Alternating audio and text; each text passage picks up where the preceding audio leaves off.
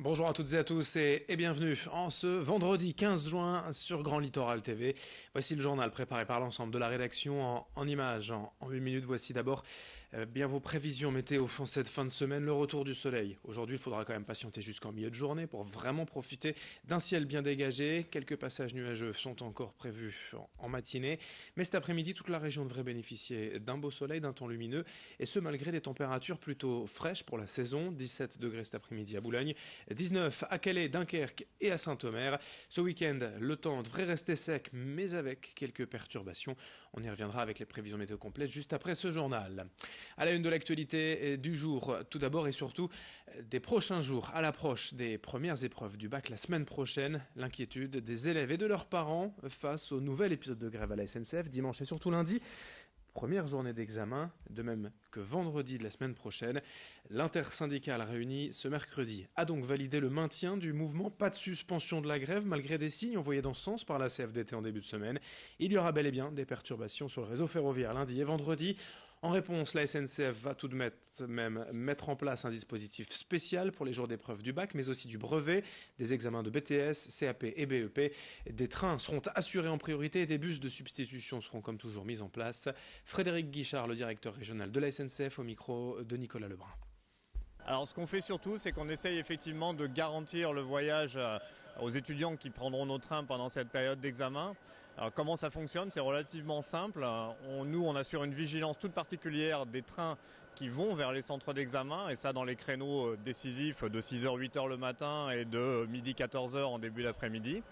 Et si on constate que l'un de ces trains est en difficulté, à ce moment-là, on va se rapprocher du rectorat pour donner l'information qu'on a des étudiants susceptibles d'être retenus dans la circulation en question. Et ensuite, on va tout faire pour trouver une solution pour acheminer au plus vite l'étudiant sur son centre d'examen. C'est vraiment le but, c'est d'essayer de ne pas rajouter du stress au stress des examens et donc de faire en sorte que le voyage se passe le mieux possible.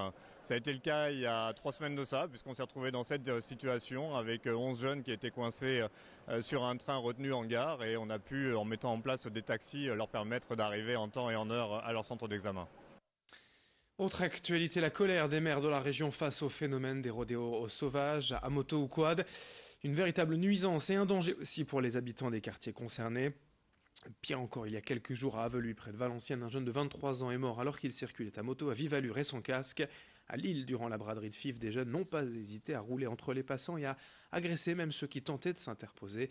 Aujourd'hui, les maires de tous bords demandent une réponse ferme de la part de l'État, des moyens de répression sévères comme la saisie obligatoire des véhicules en cas d'infraction, voire des condamnations de prison et de lourdes amendes. Dans cette édition, et également, le créateur et patron de l'entreprise La Bouquinerie des Flandres à Lagorgue lance un appel pour trouver un local à Dunkerque et ouvrir une nouvelle enseigne. Patrick Dangre dispose aujourd'hui de la plus grande bouquinerie d'Europe, 3000 m², 1 800 000 références. Il vient d'en ouvrir 2 autres, d'ailleurs à Béthune et au Bourdin, et souhaite s'installer partout dans la région, dont évidemment sur le littoral à Dunkerque. Il a d'abord eu quelques contacts avec le groupe Carrefour pour un local commercial provisoire, puis plus rien. Il continue donc de chercher un entrepôt pour déposer ses milliers de livres. Son objectif, c'est avant tout d'offrir au plus grand nombre la possibilité d'acheter des livres à moindre coût, de pouvoir les revendre. Un concept de dépôt-vente qui a fait ses preuves. Reste à trouver le local dunkerquois. Explication au micro de Louis Caillé. Malheureusement, j'imagine qu'ils doivent avoir d'autres difficultés à gérer, on ne fait plus partie de leurs priorités. Donc en ce moment, on est en silence radio. Nous ne savons absolument pas où en est notre dossier. Malheureusement, c'était un établissement qui était censé être rasé au bout de 3 ans. Ils nous ont fait poireauter pendant 6 mois, ce qui veut dire que la durée de vie du bâtiment en question maintenant n'est plus que de 2 ans et demi, et ce qui condamne la viabilité de notre projet, parce qu'en 2 ans et demi, on ne peut pas ouvrir un magasin et le développer. À partir du moment où on abandonne un projet, on doit redémarrer de zéro. Ça veut dire qu'on va recommencer notre prospection. Ce qu'on aurait aimé, c'est que la ville de Dunkerque fasse partie de nos priorités absolues. J'aurais voulu ouvrir un magasin cette année. Malheureusement, comme on doit tout reprendre de zéro, à moins qu'on ait la surprise d'avoir un contact très rapide et très efficace au niveau de Dunkerque, je pense que malheureusement, ça sera reporté à l'année prochaine. Dans cette édition également du sport, du golf, avec la 22e édition de l'Open de Saint-Omer, le Hauts-de-France Golf Open, le deuxième tournoi le plus prestigieux en France. Comme toujours, les meilleurs français et internationaux sont au rendez-vous. La première journée a eu lieu hier sur le parcours du Val, 156 joueurs au départ. Résumé de ce jeudi d'ouverture avec les équipes de Frédéric Fiolet Productions.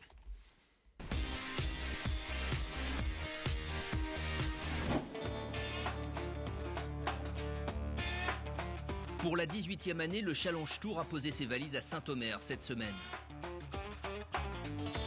Première étape française de l'année pour les joueurs qui vont retrouver un parcours vallonné, toujours aussi bien préparé.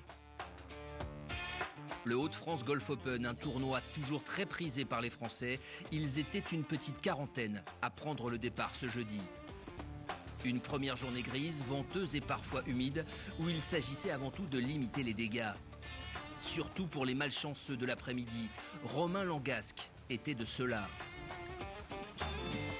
Le jeune tricolore a lutté jusqu'au bout pour sauver le par. 4 birdies pour autant de bogeys, une journée irrégulière qui lui laisse beaucoup d'espoir pour demain.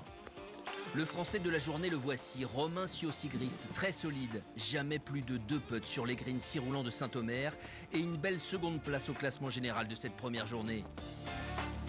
3 birdies pour un total de 68, dont celui-ci sur cette approche au trou numéro 16. Une belle carte que le Parisien essaiera de confirmer demain. Les conditions n'étaient pas terribles, donc voilà, c'est sûr, entamer le tournoi comme ça, c'est bien. Non, je suis content de ma première journée. Enfin, chaque joueur vient pour gagner le tournoi, sinon voilà. Mais non, mais continuer comme ça, je joue plutôt bien en ce moment, donc continuer dans la même dynamique et on verra ce qui se passe à la fin.